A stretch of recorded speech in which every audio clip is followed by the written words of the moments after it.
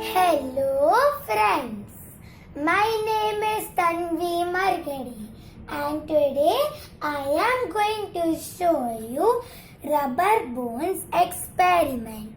So let's start. So we require for this experiment are some vinegar and chicken bones. So let's start. Now in a glass, pour some vinegar in it.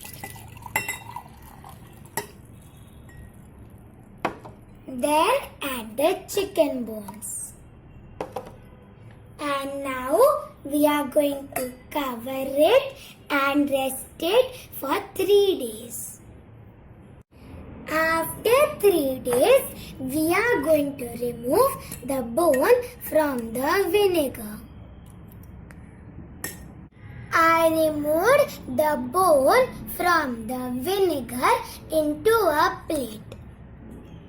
Look, it is rubbery and it is not breaking.